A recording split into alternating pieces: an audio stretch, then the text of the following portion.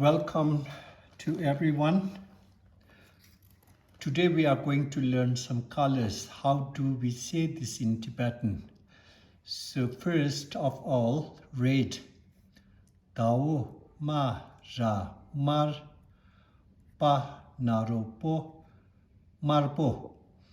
Dao ma ra mar pa naropo marpo. Dao ma ra mar panaropo marpo marpo. Green. La jata ja nga jang kha shapchu khu jangku. La jata ja nga jang kha shapchu khu jangku. La jata ja nga jang kha shapchu khu jangku. White sheto. Dao ka ra kar pa naropo karpo. Dao ka ra kar pa naropo karpo. Dao ka ra kar pa naropo karpo. Black. Na ga nak pa naropo nakpo. Na ga nak pa naropo nakpo. Yellow. Sa dengbo se ra ser pa naropo serpo. Sa dengbo se ra ser pa naropo serpo. Sa ngata nga naro ngo na ngun pa naropo ngunpo. Sa ngata nga naro ngo na ngun pa naropo ngunpo. Marpo. Jangku. Karpo. Nakpo. Serpo. Ngunpo. Marpo. Jangku. Karpo. Nakpo. Serpo.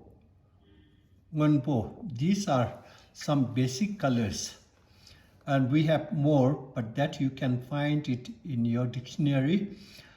What I want you to learn is, if there is color in a sentence, where should it be placed?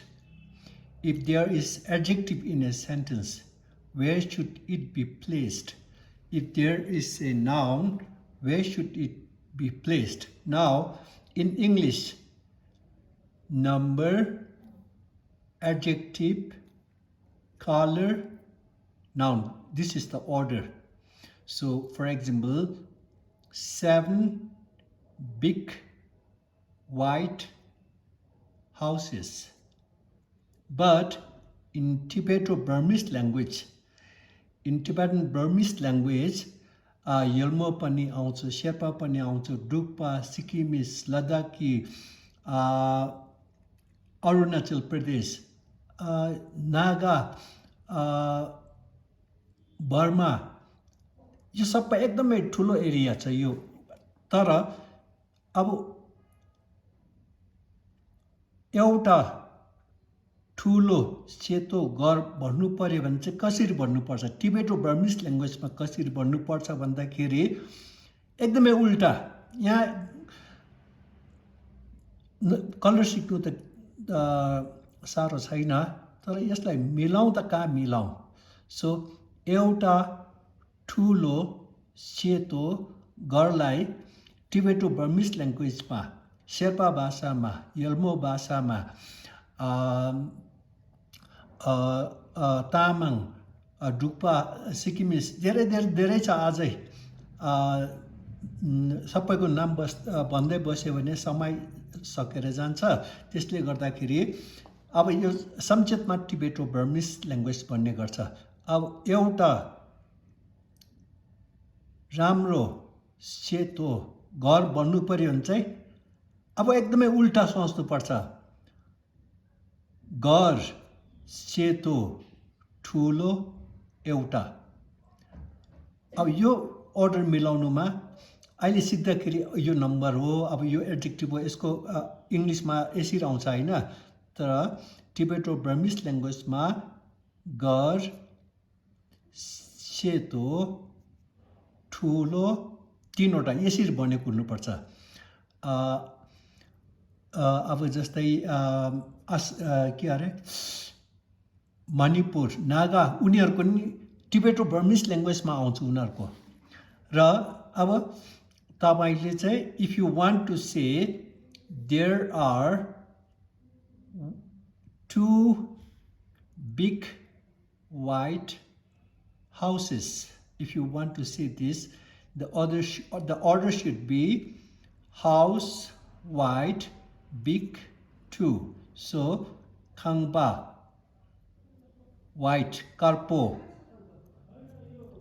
and big we learned the word big, Chenbo, and two we learned it few days ago. So, Kangba, if you want to say two big white houses, Kangpa, Karpo, Chenpo, Ni, Yore.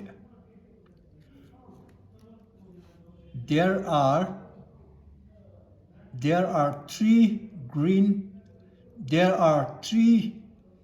big green trees. Trees we didn't learn. Okay, let's stick to house. The word house, noun house. So there are 10 big yellow houses. And if you want to say this in Tibeto-Burmese language, then there are 3 big yellow houses. Kangpa, Sirpo, Chenpo, 10. Chu Yore. So Tibetan is the most logical language. The most logical language, but it's different from Indo-European language. In Indo-European language, you say one big white house. But in Tibeto-Burmese language, the order, it is very logical. Every thing in a sentence can be explained. It's very logical. It takes some time because it's deep, but very logical. You don't have to memorize anything in Tibetan. So, by the way, if you want to learn Tibetan, I have written 2 books and one more will be coming up. This is the book. I wrote it after 23 years of research on my own language. This is my book. So if you are interested in learning Tibetan, you can order it from my YouTube. So it's very logical. It's profound. I won't say it's difficult. It's lengthy, but it's very logical. Every single thing can be explained. यसरी अब तपाईं तामाङ नभए तापनि तपाईं शेर्पा नभए तापनि language सिक्नु भयो भने चाहिँ तपाईको दिमाग चाहिँ अप टु डेट राख्न सक्नुहुन्छ जस्तै तपाईको शरीर राम्रो स्वास्थ्य राम्रो हुनुको लागि कि to be in good shape तपाईं जिम जानुहुन्छ वर्कमा जानुहुन्छ त्यसरी नै दिमागलाई अप टु डेट राख्नु छ भने एउटा ल्याङ्ग्वेज चाहिँ सिकिराख्नुपर्छ अब जिउ अप टु डेट भयो तपाईले जुम्बा जानुभयो तर ब्रेन अप टु डेट हुनु सकेन भने उमेर त त्यसै चाल पाइहाल्छ मान्छेको सो तपाईँको कम्प्लेक्सनदेखिको लिएर रूपदेखिको लिएर ब्रेन सबै अप टु डेट राख्नुपर्छ जति दिमागलाई काम दिन्छ उति राम्रो जिउलाई जति काम दिन्छ उति जिउको लागि राम्रो हो त्यसले गर्दाखेरि त्यसै बसिरहनुभन्दा मैले यहाँ निशुल्क भोटे भाषा टिबेटो बर्मिस ल्याङ्ग्वेज सिकाइरहेको छु र यो सिक्नुहोस् सब कुरो एक्सप्लेन गर्नु सक्ने एकदमै लजिकल ल्याङ्ग्वेज छ मैले 2टा किताब लेखिसकेँ एउटा किताबमा 300 पेज छ अर्को सेकेन्ड किताबमा पनि 300 पेज छ तेस्रो किताब चाहिँ 400 पेज हुनुसक्छ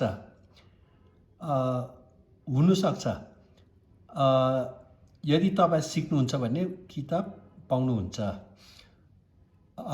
so I will give you some homework and right now you are learning how to say there are 12 big white houses.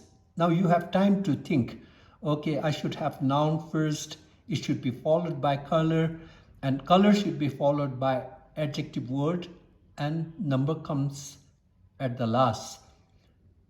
But then when you speak, you should be able to arrange it very quickly. त्यसरी त्यो भयो अनि अब तपाईहरुलाई म I am going to give you some homework.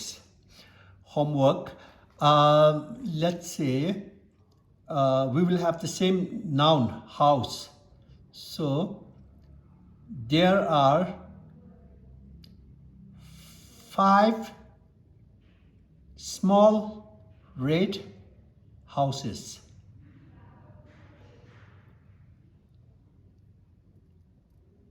There are 3 black. There are 3 small black houses.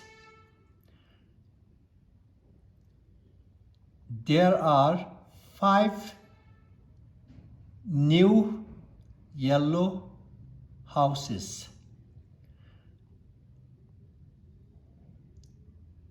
There are 98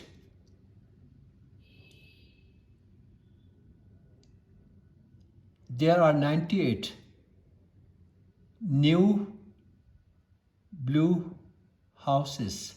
This should be your homework. So you can send your answer to the comment box. Yes, even though you are not studying Buddhism, it will keep your brain up to date. The way you go out and do exercise so that you can have good health. Similarly, if you keep yourself busy learning some language, it will keep your brain up to date. Yes, and हिजो एकजना स्टुडेन्टले कसरी उच्चारणमा फरक आउँदैछ भनेर सोध्नु हुँदै थियो उच्चारणमा कसरी फरक आउँदैछ भने अब उच्चारणमा चाहिँ चेन्जेसहरु आउँदै गयो र एकदमै कुना कप्चामा हुने ठाउँतिर चाहिँ पहिला जसरी उच्चारण गर्थ्यो त्यसरी नै अहिले पनि उच्चारण गरिरहेको छ सो अब जस्तै तामाङले चाहिँ बा नारो बो द बोत भन्ने गर्छ एक्चुअली बा नारो बो द बोत एकदमै लजिकल छ तर त्यो चाहिँ एकदमै चेन्ज हुँदै गएर चाहिँ बा नारो भो द भे भनेर पढ्ने गर्छ अनि डुक्पा यल्मोहरूले चाहिँ बा यता ब्या भन्दैछ बा यता ब्या एक्चुअली बा यता शुड बी ब्या बा यता ब्या ब्या डिङ्बो बे दा बे काम गर्नु लेगा हामी भन्छौँ लेगा छे तर डुक्पाले भन्छ लेगा भे किन भे भयो बा यता ब्या हुनुपर्ने पहिला पनि थियो त्यसरी त्यो उच्चारण चाहिँ परिवर्तन हुँदै गएको मात्रै हो हुनु त्यही नै हो अनि आदिलाई यल्मोले यल्मो अनि सिक्किमिसले फा यता फ्या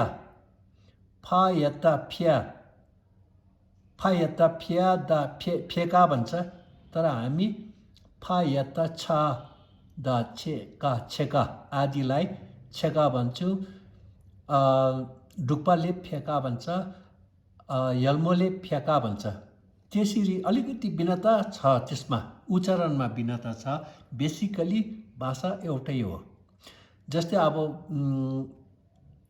पेरिसमा तपाईँ जानुभयो भने उनीहरूले फ्रेन्च बोल्छ तर उहिले नै क्यानाडामा जाने फ्रेन्चहरूले चाहिँ पुरानो फ्रेन्च भाषा बोलिरहेछ र पेरिसको फ्रेन्च भाषा र क्यानाडाको फ्रेन्च भाषामा चाहिँ भिन्नता छ किन भन्दाखेरि पेरिसको फ्रेन्च भाषामा परिवर्तन हुँदै गएकोले गर्दाखेरि उच्चारण र सबैमा अलिकति भिन्नता छ तर फ्रान्सको एकजना फ्रेन्च र क्यानाडाको फ्रेन्च भेट भयो भने एक अर्कामा भाषा चाहिँ बुझ्छ तर बोलीमा अलिकति भिन्नता छ र मैले के भन्नु खोजेको भन्दाखेरि बेसिकली त्यो एउटै भाषा हो अलिअलि भिन्नता छ